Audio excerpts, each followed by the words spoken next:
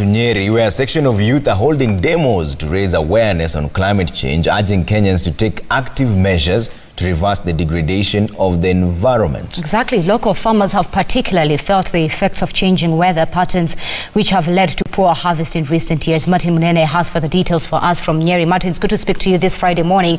I mean, the weather in Nairobi itself just speaks volume about our climate change, not only in Kenya, but even as a globe. Question is, this specific march that young people are doing, where are they marching to? What is the main agenda of this march? Will they be marching to a specific political office to hand over their proposals, perhaps?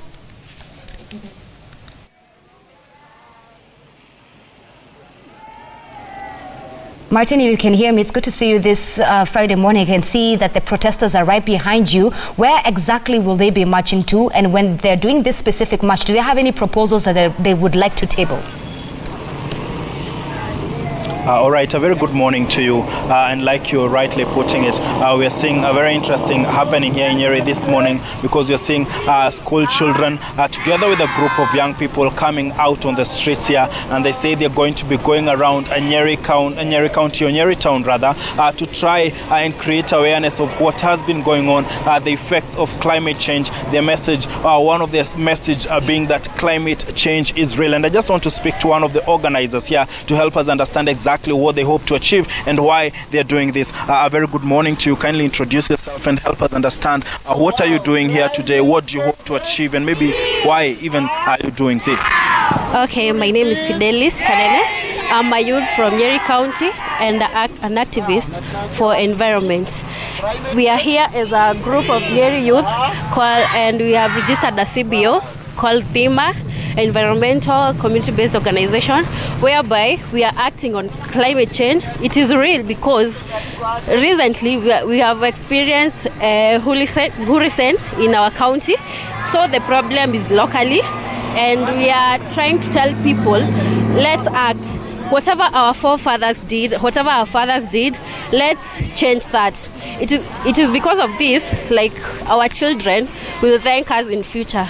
So let's act as young people, as you can see school-going children around here. We are trying to train them. Let us plant trees. Let us sensitize people. Let us all walk the talk, and let us do whatever it needs to save our climate. All right. And maybe if I may ask, now that you're saying you're having a procession, maybe where are you going to be going today? Mtaenda wapi? Mtaona nani? We are starting here at Sanctuary. Tutaenda hivyo tuzunguke town. Our first stop will be the main stage, the Nairobi main stage. Hapo tutasimama tuongeleshe watu, our drivers. You can see from our banner, we are talking about renewable energy. We want to sensitize these people. Gari ikitembea kutoka hapa hadi Nairobi, there is that carbon emission. What are we doing to save that? Kwa hivyo, even our drivers, they should come on board. The passengers, they should come on board, because we are using these vehicles to travel. But are we trying to save that? So that's the message we want to pass across. And then the next stage will be stage ya katikati. Then we'll finish at Baden Powell, whereby we are going to plant trees.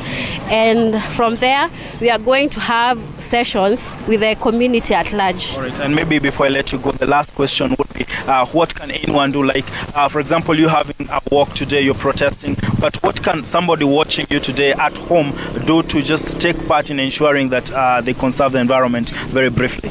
Okay, I can say that from here we are preparing a nursery seedbed of around 1 million seedlings. So from here maybe someone can partner with us. We plant those seedlings, and we want to save the environment. The government said that they are going to plant 5 billion trees. But do you think this is realistic?